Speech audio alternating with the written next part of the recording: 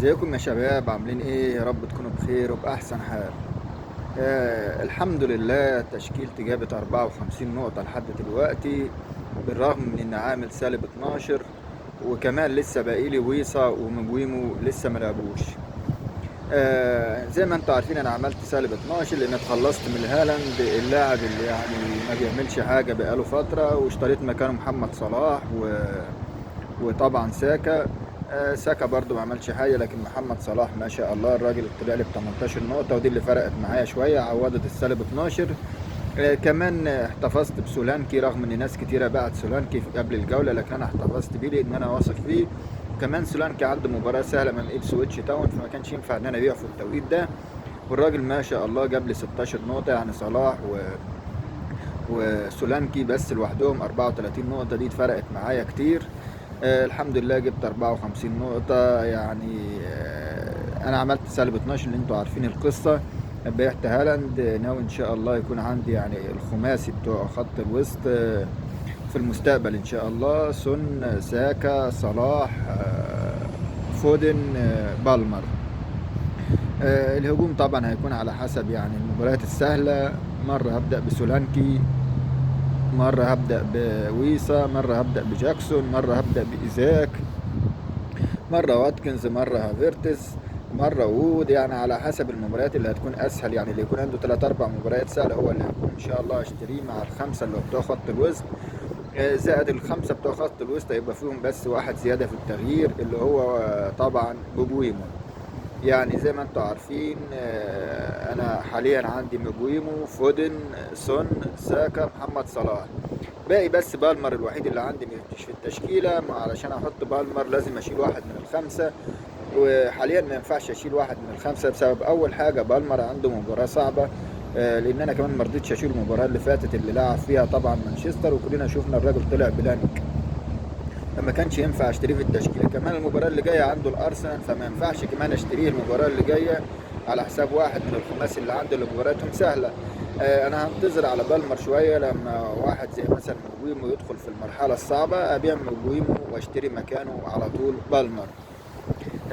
الهجوم زي ما قلت لكم هتكون على حسب الحاجة، ودي حاجة مهمة جدا لازم تركز في الفترة اللي جاية، تشوف اختياراتك. يعني أنا عملت أكتر من سالب الفترة الأخيرة على أساس أوصل لتشكيلة يعني شبه مثالية، والحمد لله قربت أوصل من التشكيلة، باقي لي كام تغيير وخلاص على كده. يعني أنا الحمد لله الجولة اللي جاية داخل بتشكيل كويس يعني. هيكون عندي ان شاء الله يعني فليكن حارس مرمى برينتفورد. الراجل عنده مباراة سهلة يعني امام فريق زي تقريبا بورنسموث، فعلشان كده انا هحتفظ بيه. طبعا هو بورنموث ما بقاش فريق سهل يا جماعه، بعد ما كلنا شفناه بيقدر يحرز هدفين في السيتي وهدفين في الارسنال ويفوز على اقوى فريقين في الدوري، عشان كده بورنموث ما هوش الفريق السهل. لكن هو ممكن في المباريات السهله اللي طبعا هو هيهاجم فيها يتهزم فيها بسهوله عن المباريات الصعبه اللي بيقفل فيها الدفاع. فعلشان كده انا عندي يعني هدخل بفليكن المباراة اللي جاية. اخترت الثلاثة المدافعين بتوع مانشستر يونايتد: دالوت، مزراوي، وكمان مارتينيز.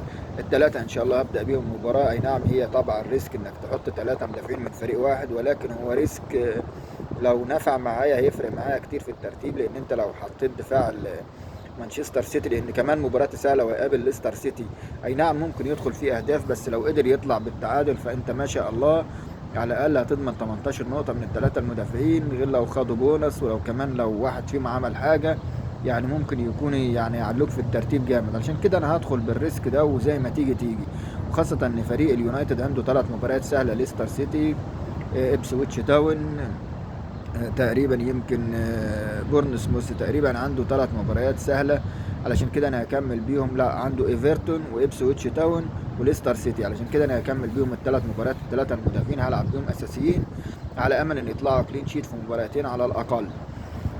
كمان خط الوسط هيكون عندي ان شاء الله هيفضل ثابت المباراه اللي جايه: صلاح، ساكا، فودن، سون، مبويمو. كمان الهجوم ويسا وسولانكي هيفضلوا عندي ثابتين، مفيش تغيير فيهم، مش هعمل فيهم اي تغيير، على اساس ويسا مباراته سهله، ممكن يحرز اهداف. سولانكي وسون هيقابلوا ابسويتش تاون، والحيرة هتكون عندي مين الكابتن فيهم، سون ولا سولانكي بعد ما تألق. انا بصراحة كنت حاطط الكابتن على سون امام ابسويتش تاون المباراة اللي جاية، لكن طبعا تألق سولانكي هيخليني اتردد شوية اختار مين فيهم. وان كان يعني الاقرب ان ابدأ بسون على اساس الراجل طبعا اقرب للتهديف. طبعا المرحلة اللي جاية محتاجة منك تخطيط، تركيز أكتر، تشوف اللعيبة الأفيد. لو لسه عندك هالاند في التشكيلة هتبقى أنت غلطان، لأن بصراحة في لعيبة أحسن من هالاند كتير.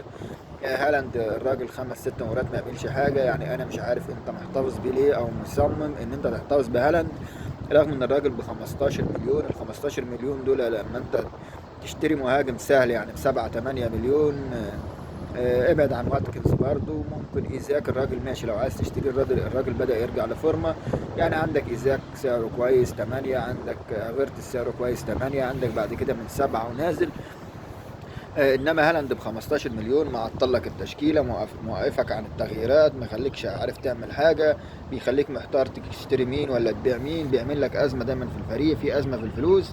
انا اشوف الحمد لله رغم ان معايا يعني دفاع مانشستر سيتي مانشستر يونايتد بالكامل، دالوت، مزراوي، مارتينيز، معايا 3 مدافعين مانشستر، معايا 5 خط وسط من افضل 5 زي ما بقول لك، ساكا، صلاح، فودن، سون، موبيمو، معايا 2 مهاجمين عاليين جدا، ويسا ومعاه طبعا ويسا ومعاه سولانكي، وحتى خط يعني الدكه كويسه. عندي سانشيز حارس مرمى تشيلسي، عندي المدافعين اللي باقيين بره يعني فايز من ليستر سيتي مقبول شويه بالنسبه لي، وعندي كين مدافع ايفرتون، وعندي ريكو لويس مدافع السيتي. يعني الدكه عندي كويسه والفريق كويس، ورغم ان عندي النجوم دي كلها في الفريق ومع ذلك عندي لسه 1,300,000 تقريبا موجودين لسه معايا فلوس كمان. فعلشان كده في امكاني اشتري بالمر بسهوله الفتره اللي جايه، بمجرد ان ابيع واحد زي ان انا هتخلص كمان من مدافع برينتفورد على اساس ان هو ب4,600 تقريبا، هبيعه واشتري فابيانيسكي حارس وست هام الراجل ب4 مليون، لان اعتمد على سانشيز ال11 مباراه اللي هيكونوا سهلين بعد المباراه اللي جايه. يا شباب ركزوا، نتمنى التوفيق للجميع، والسلام عليكم ورحمه الله وبركاته.